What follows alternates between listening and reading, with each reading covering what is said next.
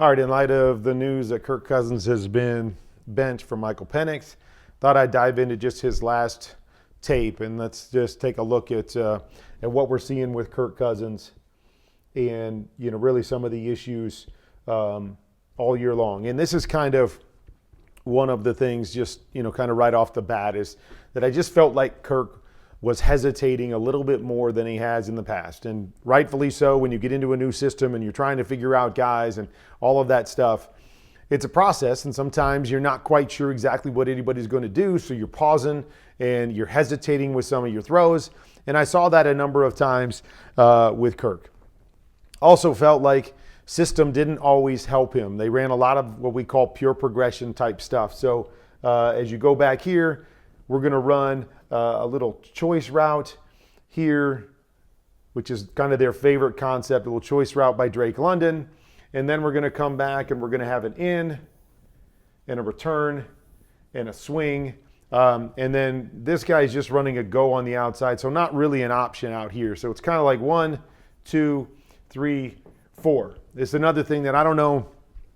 Kirk ran some of this stuff in Minnesota, but it seemed like he, really felt more comfortable with the plan. For me, if you go to the left-hand side here, it always stinks to have to go all the way back to the right-hand side and try to verify what's going on over there. Sometimes it works out, but sometimes it doesn't. So you come back here and you look at London, and I think there's a throw right there. Like if you're ready and and have a good feel for what he's doing, put that ball on him right there and go, okay? But hesitation right there. But a nice job sliding through the pocket, and this one happens to work out that there's no other bodies in here, and so we come, and he does a nice job of working back across the progression, makes a great throw, gets things started on a high note. Okay? Like this is more teaching than anything. So they're going to motion across and then run a play that I call fish. Okay? So it's a flat with a hook, and that's why I call it fish. And what everybody in the NFL does is they run this guy straight vertical here and then run the other guy to the flat. My contention is always to take this outside receiver and run him a little more at an angle. Okay? So run him a little bit wider here and attack the corner. So if you attack the corner, then the corner he kind of engages you, and he's got to worry about if you're coming out to attack him, if you're going deep in his area and all that stuff. When you go in more of a vertical position here, you never really threaten his position out there, and that corner now has the ability to simply sit outside, and he's the one that's going to take the flat here. What we really want on this play is we want the linebacker, we want this guy to have to cover both of them. We want him to have to go cover the flat. We don't want the corner to be out there and then be able to overlap it like they do here, right? So to me, this is a problem because we're letting this guy cover the hook, and then this guy is staying outside leverage on the flat. The corner is who's got a deep area of the field, and we allow him to come up and make a quick tackle on the flat. So a little more attack of the corner. Now he's a little more conscious of going deep and holding his position back there, which can help the flat come open and help him turn the corner. Okay, so I'm not sure if this is a pure progression or not. So we're going to run a hitch over here and then an inside fade. So anytime we get a too high look here, I would never go to read this side, because you've got a corner sitting here to take this away. You've got a safety back there to take the inside fade. That's really for when you get 2-on-2, or you get a corner off, you're trying to take the hitch, or you get man-to-man where you can work the hitch to the inside fade if the corner's tight, but never really in cover two. So Kirk looks over here, and again, this is one of the things that I saw with Kirk at times this year, and sometimes this happens in a pure progression. Hey, we're going to start left, and then we're going to work all the way back to the right, because on the right, we're going to run an in, and then this looks like a choice here by Bijan. So maybe it is read hitch to inside fade, back to in, and then to the choice over there, as opposed to just going, forget it. I don't like that over there. Now I could just come to the front side and read it out. And then the other problem that I have on this particular play is, and maybe this is a corner route here instead, but one problem I have with pure progression stuff is what I want you to notice is that everybody here is going to a different zone. So as we play this out, Kirk doesn't like this, and he's trying to get back to this side. Look at how this is all covered here. We have nobody, that's responsible for clearing this guy out or holding this guy. So the in is running right into him. We've got this choice route here that is running into really just two defenders over there. So we never really truly have the high-low and the timing that we want to be able to hit this. All right, so like Kurt, what would you do different? Well, first thing I'm going to do is I'm not going to run this guy to the corner when this guy's running an in, because now we can just pass that off no matter what it is, a safety inside, a corner outside, we can pass that off. So I'm going to take my guy here and I'm going to send him down the middle every time I run this, okay? And I'm going to send him down the middle because now this guy has something threatening him or holding him to the middle, or I've got a shot. So we come here and let's just say Kyle Pitts sticks this and goes to the middle right here. And then we've got an in coming off of it. This guy has to cover both of them. At least I have a shot down the middle if the middle linebacker wants to come off on the in. If he chases the deep one, now we get a little bit more of a high-low off of this defender and give me a shot. Here, Kirk doesn't really have a shot at throwing anything on this particular play, and definitely not by starting to the left and then trying to come back and read this to the right. Of course, the pressure's an issue too. Okay, nice job right here. So this is a similar type play to what they had on the last one, but they're just going to run a stick here, a hitch here, and then the inside fade as well. So come off, don't really like it against cover two, but they're running to it late. So he gets a nice little window right here, good recognition. Boom, ball out of his hands, right? This is where Kirk is at his best. When he knows it, sees it, understands what they're doing, and he can hit that back foot and get the ball out. There just wasn't enough of that for me this year where I felt like it was back foot, pause, hesitate. Really great job right here. Going to run a sluggo concept. I like this, a little slant and go, trying to get a one-on-one, and then we're going to run the pivot off of this. So we're going to try to get the one-on-one and get the sluggo. If that doesn't happen, we can recover right back inside to that pivot. And nice job right there. Get an easy, quick bite on this. Nice throw, up and over the top for his first touchdown in 5 games, which is almost hard to believe that it went 5 games without a touchdown pass, as good as Kirk has been in this league. But it just goes to show that just taking a good player and putting him around other good players doesn't mean you're going to have automatic quick success within a system that it may not fit perfectly. They may not see it perfectly, and it may take time to transition into that.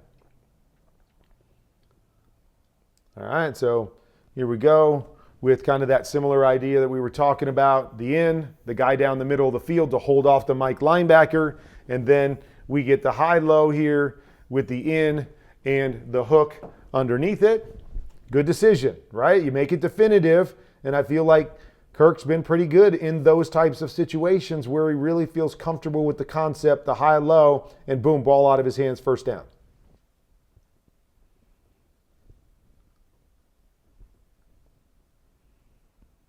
All right, it's another thing that not a big fan. So they come and they run a curl route here. So normally the curl route is 12 yards. Let's just check his depth right here. He only gets to about 10 yards from where the ball is there.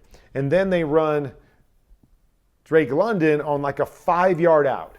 So I just want you to understand how hard this is, because we want to throw the curl on time. When I have a curl flat combination, I'm coming back and I'm thinking curl. I'm reading the hook defender. If he gets any width at all, boom, I'm hitting that back foot and I'm getting it out. So when I run curl flat, I want this guy to go to the flat right now. I have to get this read as fast as I possibly can. The longer we push up, the more time it takes for this guy to get to his flat, the longer it takes me to make a decision as a quarterback. So I just want you to watch. He breaks out right now. So obviously there's already pressure here, but Kirk has no idea who he's throwing it to yet, because you see how bunched up these guys are, right? And it frustrates me. And again, there's probably a reason. There's probably, something to it and why coaches do this. But I want them to understand, look at the picture that Kirk Cousins sees right here. And tell me if you can anticipate and throw this curl route. Whereas if this guy goes and gets outside the number right now, I'm going to know when I get to my back foot whether this guy chased the flat or whether he stayed inside.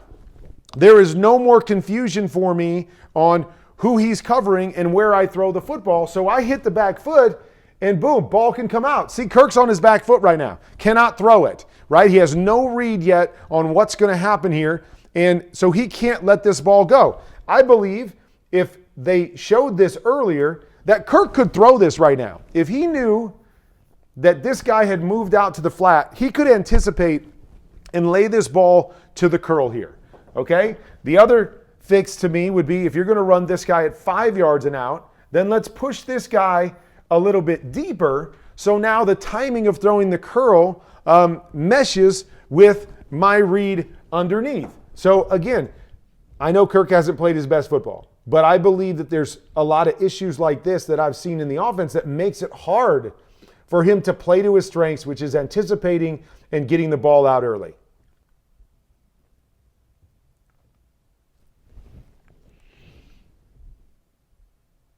So again, I don't know how all this stuff is taught, but I just want you to watch. Okay, just watch the top receiver here. Okay, so he's going to run, and he runs like a 10-yard stop here. So Kirk's trying to anticipate. I don't know what the depth is and what they're supposed to do. Slips coming out of it a little bit, but it doesn't look like a great throw either. So misthrow, miscommunication, I'm not really sure. Then I want you to watch the route on the bottom.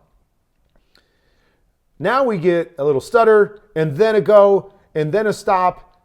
And so I'm just going to assume, based on watching the concept, that this should be the same route on both sides. So yes, there's a factor of understanding and knowing your receivers and all of that. But, look at the two different receivers, and when one's coming out of it, what the other one is doing, and just the understanding of that for a quarterback can be really, really hard. Now, I'm not saying that has anything to do with why this play is missed. I'm not sure if it's because of the slip. I'm not sure if it's because the depth was wrong, or if I'm not sure if it was just Kirk Cousins missing a throw.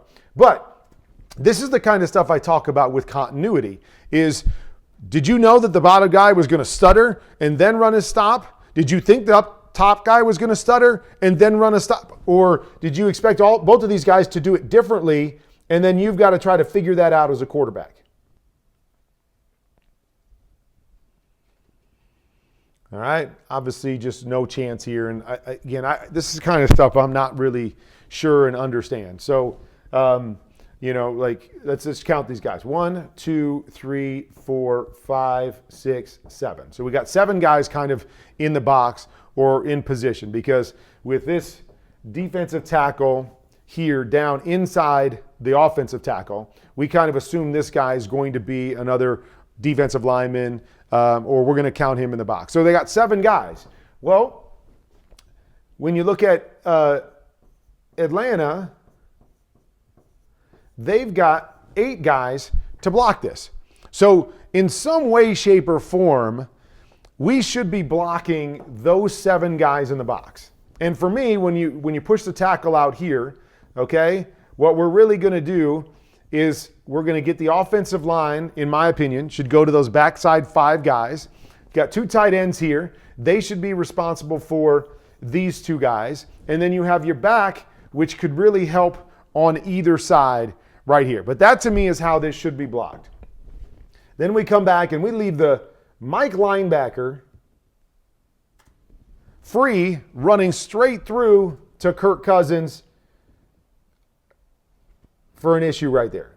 So the reason I'm showing this is that I just believe there's a lot of lack of continuity and structure within this offense that has caused them to struggle and has caused Kirk to struggle all year long. So much of it is having the right plan, understanding it, and feeling confident in what you're doing. Nice job right here. Everybody walks up. Nice job just sliding over to the side, making the nice sort of Drake London on the slant. So you still see really good moments from Kirk Cousins, but it just hasn't been fluid. Hasn't been what we saw the last couple years in Minnesota where he was clicking at a really, really good pace. Right, so here's another one where we're going to run this deep corner route. Okay, we're running right into a corner right here. Then we're going to run an in where we're running into a linebacker here. And then we're going to run a swing, which instead of putting the guy on the hook, which we've seen a couple times so we can get a high-low, we put him on a swing. So now we pass him off to the outside linebacker. The inside linebacker is in position to take the in, okay? The corner is in position to take the corner route. Here. So we're running guys to a bunch of different zones instead of truly high-lowing these guys in the situation, which, again, sometimes plays out in these more pure progression type systems. But it's just kind of what are we trying to do here? And I don't mind the check, but now just go here. Just go with the high-low here. So at the end of the day, I come back as a Kirk Cousins, and I can read this defender. Oh, he's gotten a lot of depth to hold off the in. Let's replace him with the hook. Let's throw the ball right there. So now we at least put pressure on one area of the defense. But right decision. You know, everybody's getting depth here. Nothing down the field. Just dump it off, and you got to get what you can get.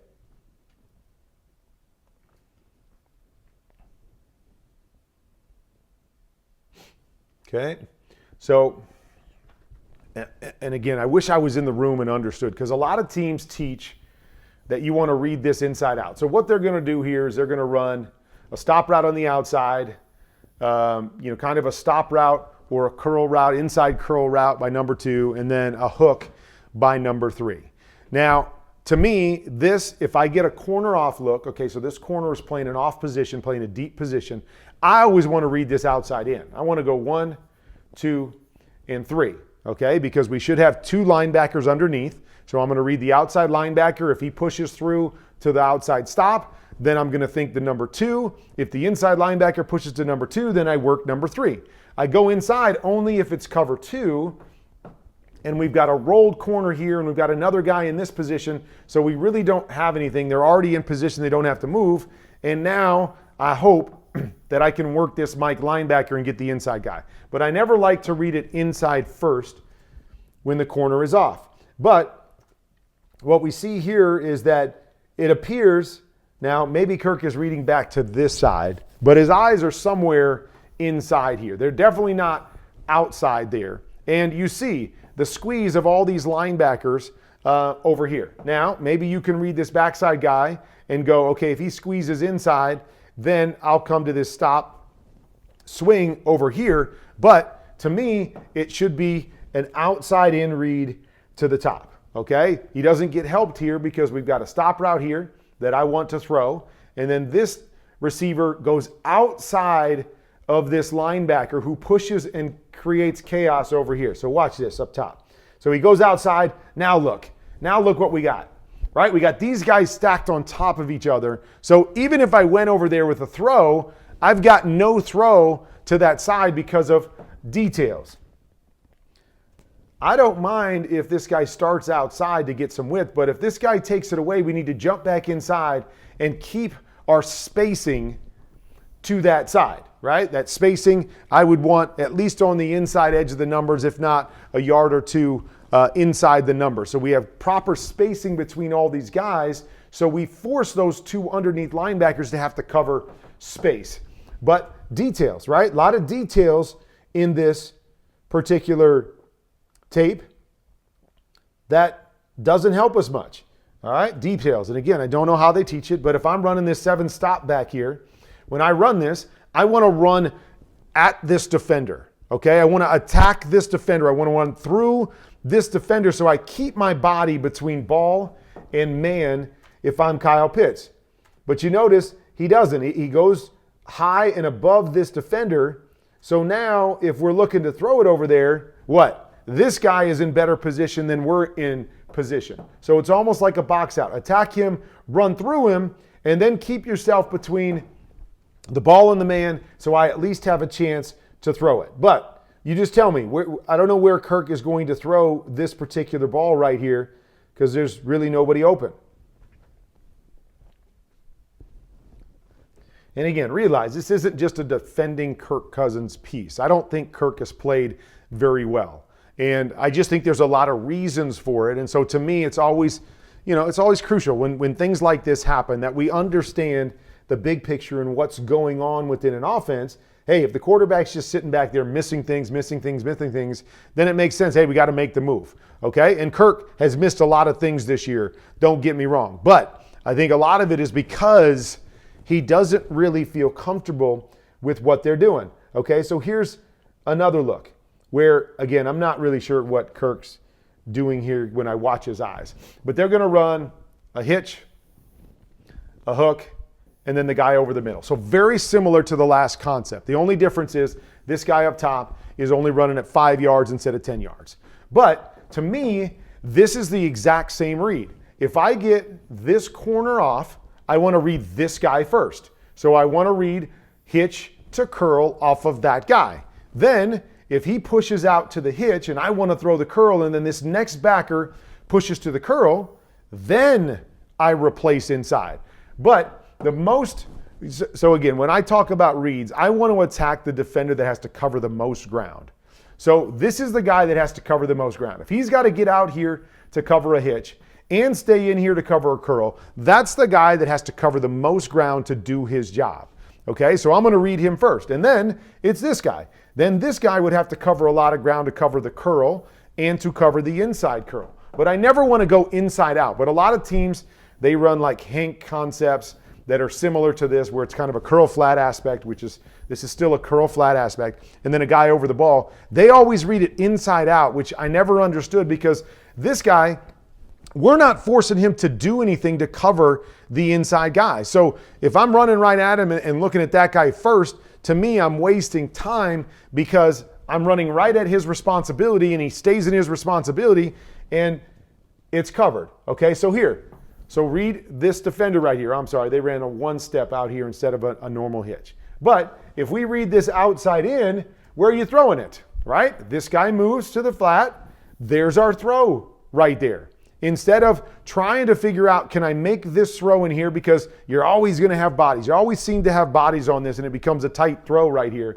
Whereas if you read it outside in, and now this becomes an interception right here. And I think the ball might have got tipped a little bit, but still not the point. The point to me is I don't want my guy reading in there first. I want that guy to be the late guy because this linebacker has pushed out to cover the curl. See, he's got so far to go that let's read that and make him cover that ground as opposed to read something where he doesn't even have to move to cover it. So I don't know. Do they teach him to read it inside out or not? Did Kirk just decide to read it inside out? I don't know. But to me, this is a read issue, right? You need to read out here. Read these guys. And again, that's my theory. That's my thought. Even though I know a lot of coaches don't teach these concepts to start outside in, I think you always need to. So coaches and quarterbacks out there, always asking yourself, right? Who do we put in the bind the most? Who are we forcing to cover the most ground on a particular concept? That's where I want to look first, or that's who I'm trying to threaten, and it helps the quarterback to get his read quicker because that outside linebacker has to move. He doesn't move, boom, I can kick the one step out there right now. Okay, if he moves now, I get a quick read. Now I'm ready to be on time for the next part of it. Same thing we saw with the curl flat. 5 yard out or flat messes up the timing. I can't get a quick read on it. Okay, so here's similar type concept to what we've seen. Guy down the middle. We're going to run the in, and then here we're going to run, I don't know, again, if this is supposed to be a hook or if this is supposed to be a pivot. Like to me, it should be a hook so we can get the high-low right here. And then if the guy's matched to, like a guy's playing man on him, we can go ahead and give him the ability to bounce out late, but don't just bounce out right now. So Kirk comes back and he's trying to throw this hook and the hook's bouncing back. And you see why we don't want to bounce back, right? Because we go here and we bounce back, there's a defender over here. And then we release this guy. He doesn't have to cover the hook anymore. We can release him to cover the in right there. So what we're trying to do is get in here to influence this guy. Okay, if he wants to drop back, throw your hook. If he wants to get width to the hook, now we throw the in and we wrap it back behind. But we don't want guys going to different areas, this guy going out here and this guy going right here, because now we're playing into the defense's hands because we're running into one linebacker outside, we're running into another one inside, and we never put him in conflict. But Kirk looks like he's trying to throw the hook, and now the guy automatically runs out of the pivot, and we miss another throw right there. So we dive into the next one, very similar to what we've seen a couple times by these guys, is we're going to run a guy down the middle of the field, we're going to run a deep curl, and then an out right here. And you see Raiders numerous times in this game, longer yardage situations, they just drop deep, and they're forcing the underneath throws. You come back and you look at the stats, only 100 and some yards passing for Kirk Cousins, and this is a big reason why. They find themselves behind the 8 ball a lot, and now he's got to dump it down underneath. No opportunities for big plays. And we've seen that over and over again. Like, that's one of the big things, right? You notice is that not a lot of big plays in this offense, especially in these last few weeks. Not a lot of big play opportunities. Have you seen any on this tape up to this point? So you need to be able to make the game easier on a struggling offense by trying to create some big plays down the field. The only one we've really seen is that sluggo. And of course, the sluggo went for a touchdown. So again, you see how tough this can look. I mean, look at all of this kind of mess right here with bodies everywhere. You're trying to read over here. Nice throw, nice catch by Drake London. But it just doesn't seem to flow quite often with the timing and spacing of everything.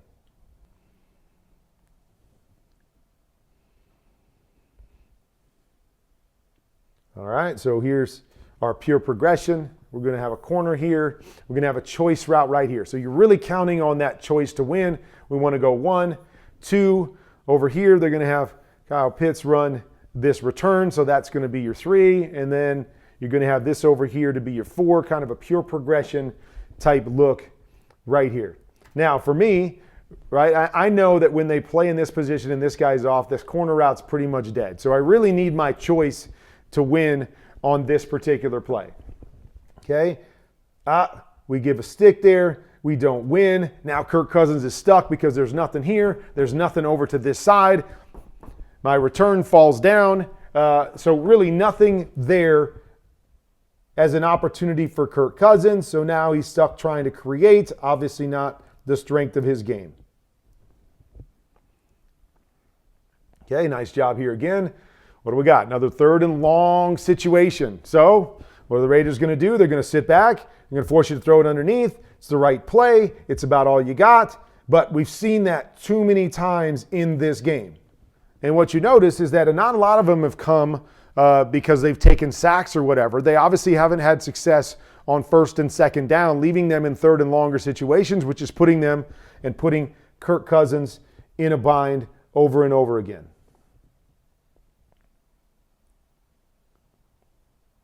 All right, so kind of a tough look right here. Okay, they're going to run the deep curl, so similar to kind of what I was talking about earlier in this hook inside. So normally we should have a 3-on-2 type look to the front side, right? We should have 1, 2, 3 against 1, 2 defenders right there. But what happens is this backside linebacker pushes over. So they do a good job of kind of pushing through. He's got the flat. He's underneath the curl, and then this backside linebacker pushes over to the number 3, which, again, puts us in a bind, right? You got to get to the backside and see that, but that's tough because you don't expect that to happen. You expect this guy to be sitting on the backside and being there to cover the back, so you think you're going to have one of those guys to the front side. We don't here, so Kirk kind of has to just get rid of it. He takes the flat there, even though it's not really open, but there's really nothing there. We just have to come back to his check down on the backside. Get to number 4 in that particular case would be the right decision, but that's a tough thing for any quarterback to get to number 4, especially when you've been hit, and then this is kind of the last play. All right, so last play for Kirk Cousins. Everybody up at the line of scrimmage. Okay, so they all come. We're going to have a hot situation. Somebody is going to be free, and you're going to have to throw it hot. So they've got a little quick out here, which I always like to throw into pressure. So I would think about the quick out. And then they've got this quick, shallow backside, which could be a hot as well. To me, you got to get it out sooner. So you come back, they bring everybody. Okay, there's your opportunity right there to the quick throw. He's trying to get back to this quick throw right here, which again, works. I just wish if he decided, once you see it's hot, get it out of your hands. Okay, because so many teams are really good at doing this. Showing the pressure and then popping guys out. So you got to beat them with the throw. You got to get back, recognize it, put the ball on him right there. He's doing a nice job looking for the ball, put it on him right there. If not, go out here where you don't have to worry about those bodies and take your hot to the front side. But he's a little bit late on the shallow. The poppers do a great job of getting back and tipping the football. And it begs the question, was that the last throw of Kirk Cousins' career in Atlanta? I don't know, probably gets another shot at some point, but hasn't played his best football. This offense hasn't played great, but I just wanted you guys to see the big picture of what's going on. And you go back and look at that, and I always just like to ask the question, could another quarterback have done more? Probably a little bit more, but could they have done a lot more in this situation? Was this because Kirk wasn't playing good football, or was it because of the issues around him? And there's obviously been times where Kirk hasn't played great. But my point is, I feel like this offense has been clunky all year long in terms of timing, spacing, Kirk feeling comfortable within it, and it's led to this point, and it's led to them making a quarterback change.